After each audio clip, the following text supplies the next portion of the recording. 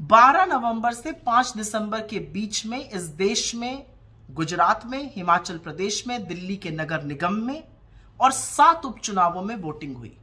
Voting के नतीजे आने के बाद एक बात तो साफ है कि चुनाव के पहले भारतीय जनता पार्टी की सत्ता दिल्ली के एमसीडी पर थी, गुजरात में थी और हिमाचल में थी।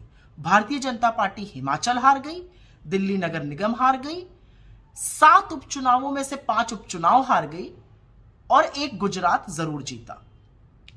तो हार और जीत का जो रेशियो है वो 3:1 का है। हारी है उपचुनाव हिमाचल और दिल्ली एमसीडी, जीती है गुजरात। गुजरात की प्रचंड जीत है, बिल्कुल प्रचंड जीत है, उसकी बधाई देते हैं। लेकिन क्योंकि गुजरात की जीत का सेहरा मोदी जी के सिर पर बांधा जा रहा है, तो यह भी बोला जाएगा कि गुजरात में चुनाव जीतने के बावजूद भी स्थिति जस की तस है।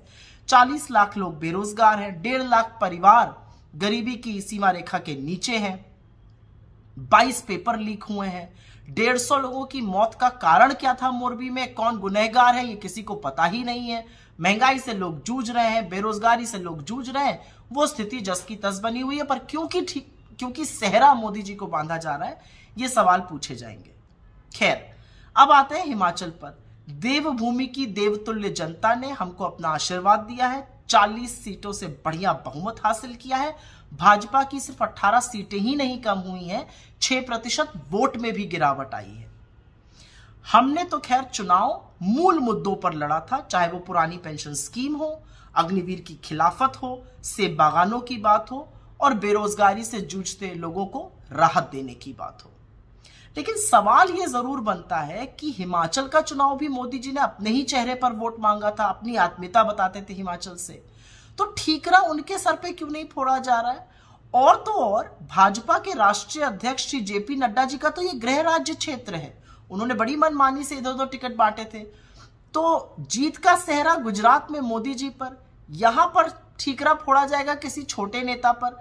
खैर, कोई बात नहीं। अब बात करते हैं इस चुनाव में आम आदमी पार्टी की भूमिका की। आम आदमी पार्टी की गुब्बारे की हवा तो इस चुनाव ने निकाली है। अरविंद केजरीवाल जी भविष्यवाणी करने वाले ज्ञाता बन गए थे, अखबार पे, पेपर पे लिख कर देते थे कितनी सीटें आएंगी। 90 का दावा किया था गुजरात में, 5 पर आ गए। और तो और बात करते थे हिमाचल में सरकार बनाने की, 0 वोट शेयर और 0 सीटें आई हैं। तो कोई पूछे अरविंद केजरीवाल जी से, आपने पहाड़ से पलायन क्यों किया और आप क्या सोच के गुजरात लड़ने गए थे? आप हर उस जगह क्यों जाते हैं जहां पर आप सेंध उन वोटों को मारते हैं जिसके कारण भाजपा की जीत सुनिश्चित हो जाए?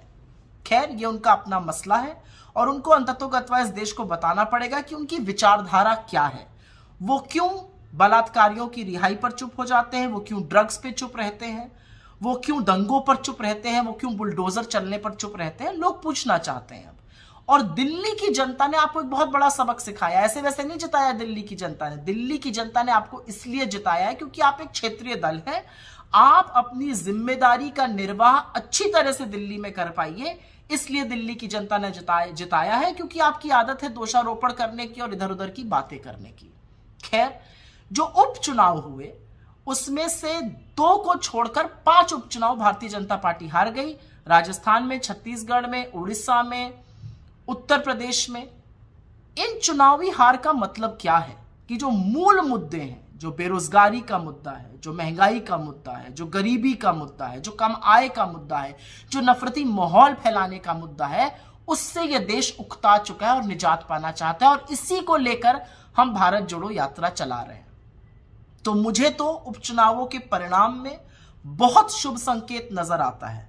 अगर आप वाकई में देखिए तो गुजरात के बाहर इस देश ने भारतीय जनता पार्टी को नकार दिया है और इसी के कारण भारतीय जनता पार्टी के मुख्यालय पर जो बढ़िया जश्न मनाया जा रहा है वो एक्चुअली भ्रमजाल फैलाने का काम है।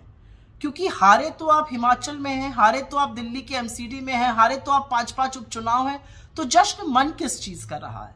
खैर, ये उनका मतलब है, ये उनकी बात है, वो जैसा चाहे करे। हम तो जिस जनता ने हमें हिमाचल में जिताया उसका अभिवादन करते हैं और गुजरात की जनता को ये विश्वास दिलाते हैं कि एक नई परिकल्पना से, एक नई सोच से, एक नए तरीके से आपसे फिर से जुड़ेंगे। आपका विश्वास जब तक हासिल ना कर लें दोगुनी मेहनत करेंगे और आपका विश्वास हासिल करके ही रहेंगे। बहुत बहुत धन्यवाद।